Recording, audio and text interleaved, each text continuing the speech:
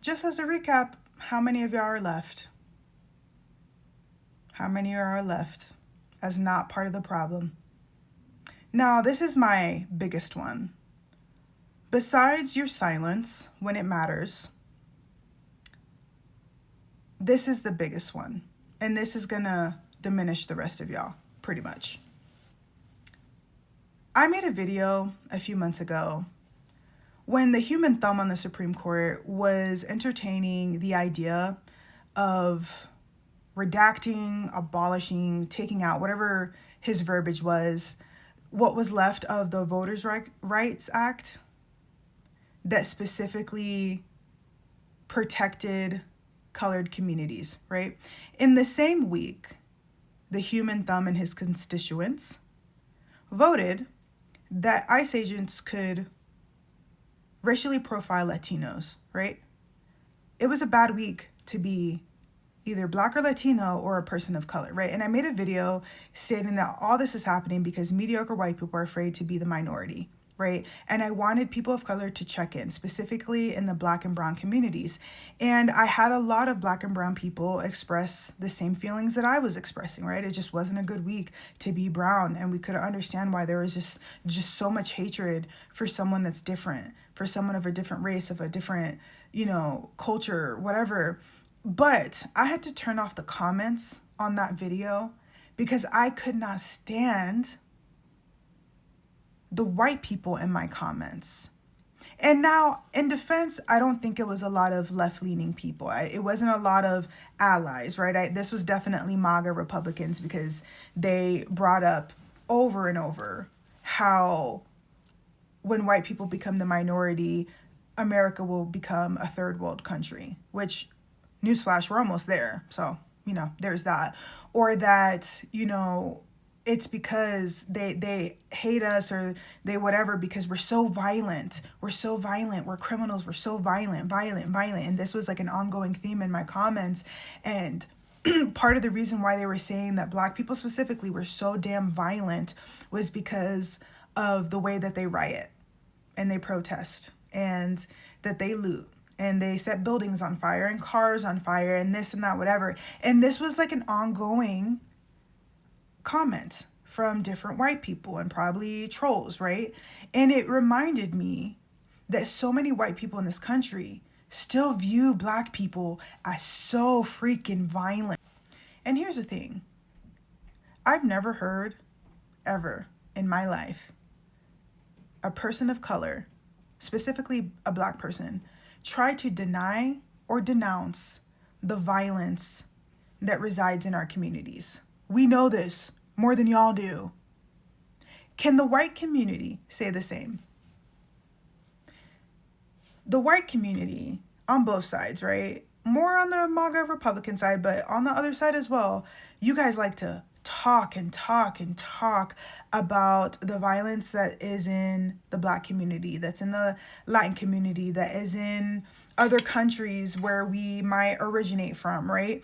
But they seldom talk about the violence that's in their own communities or the hatred and cruelty that is in the hearts of so many white people, right? I'm not saying that you guys don't talk about it at all, but you don't talk enough about it. And this is why we still have the problems and the issues that we still have in 2026. You guys deflect.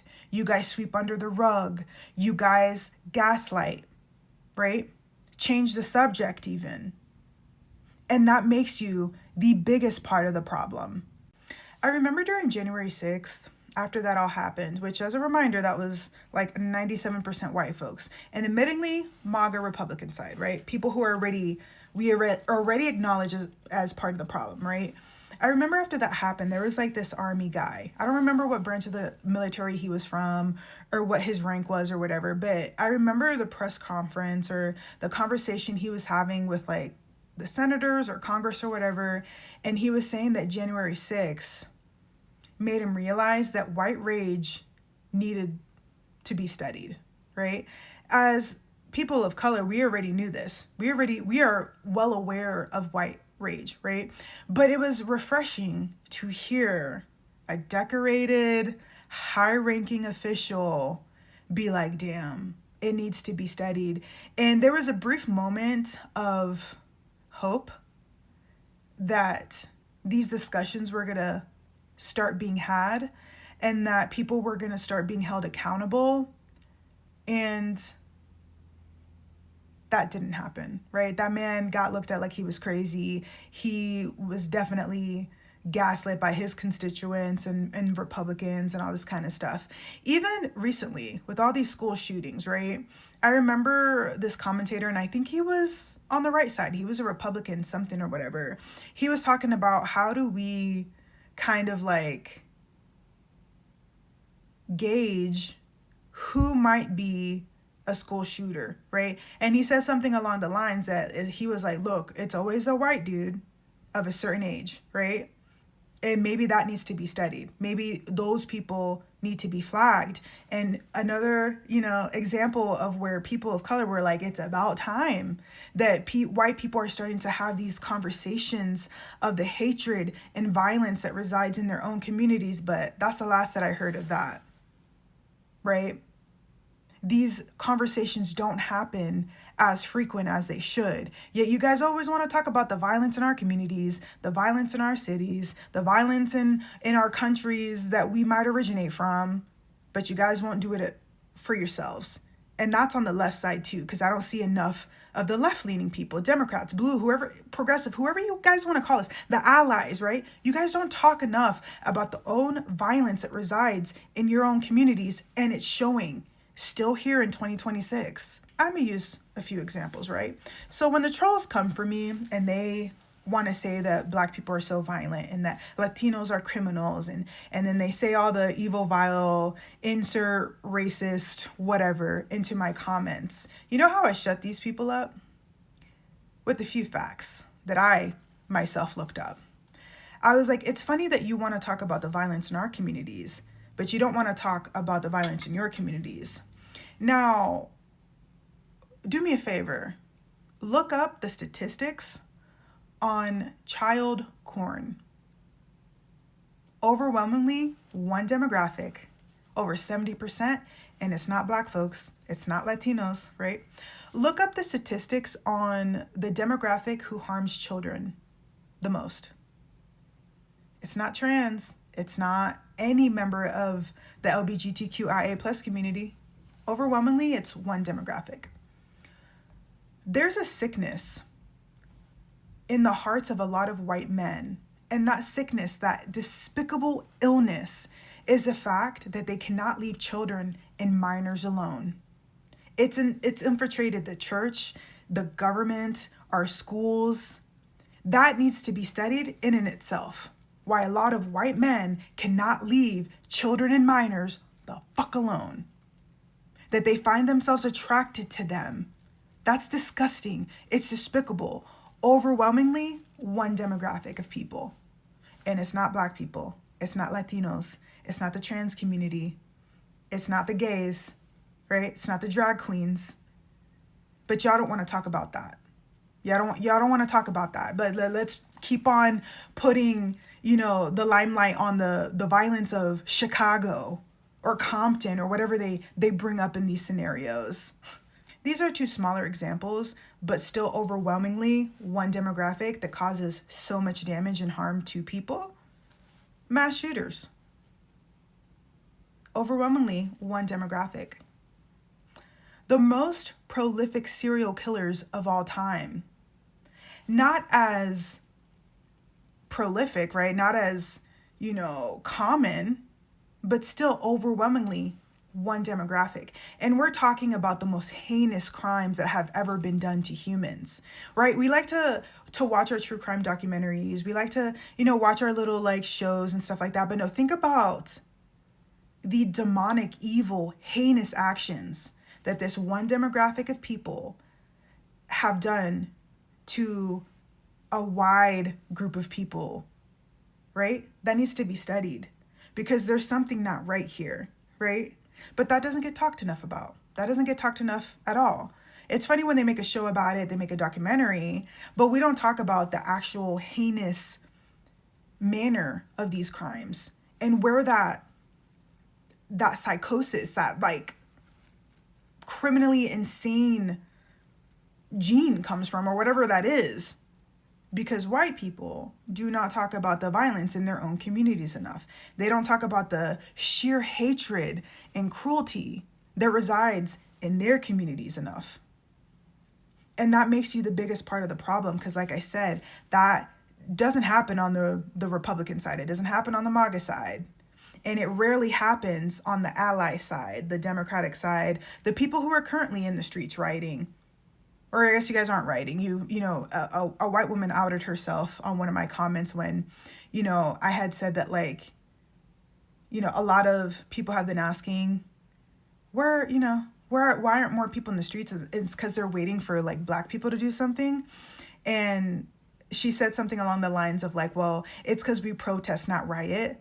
No one's asked. And I was like, ooh, can you please explain to the class the difference and why you say that? And please, explain to the class also how what you're doing is making a difference versus what Black people have done when they were fighting police brutality, when they were fighting prejudice and racism and,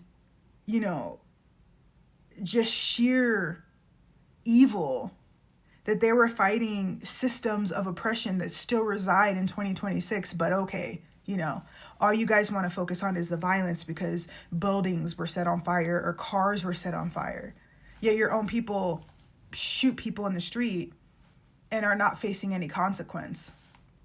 And that is perhaps the biggest reason as to why I want Black people to stay home, because I sometimes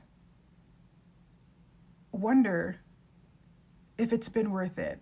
If the protests from the past, if the rioting, the looting, the whatever, when this was only done because of protesting against, police brutality or protesting against racial injustice or fighting systems of oppression, fighting sheer racism and prejudice, right?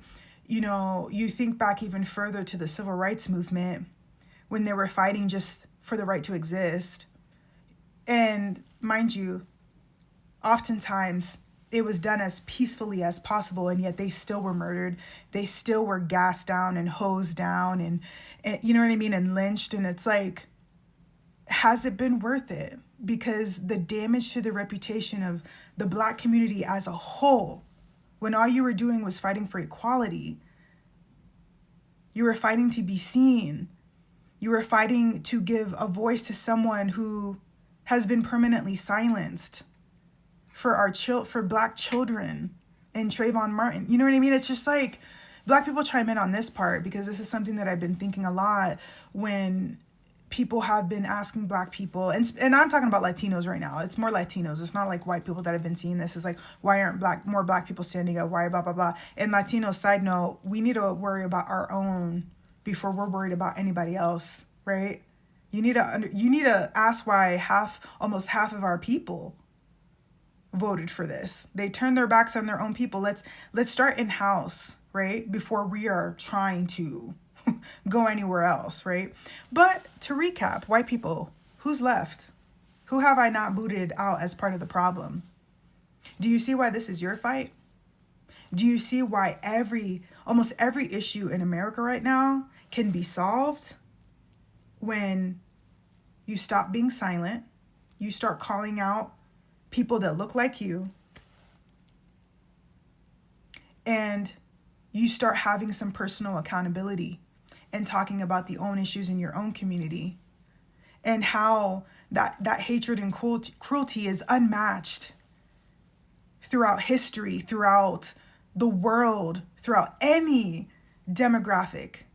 There is nothing like white rage and white hatred. So when you guys start doing that, let me know. And again, like, these are conversations that y'all need to have. And by y'all, I mean white people. Because us brown people, us Black people, colored communities have been having these conversations for eons, since the dawn of time. And you don't listen to us. So maybe if more of y'all start having these conversations and calling out, right? Calling out the root causes of these issues, or again, you guys pick the perfect times to be silent, but you're not on social media. You can hide behind your little phone and your computer screens and video cameras. But when it's said and done, and the times that you should speak up, you don't, right? And that's a you problem. And because that's a you problem, that problem becomes everybody's problem in America, specifically Black people and specifically Latino people right now, specifically women, specifically trans people, because of the neglect and the unwillingness to face your own demons. And that's just fact. So I want to hear from y'all too. Like, we can't have these hard conversations without hearing both sides, right? So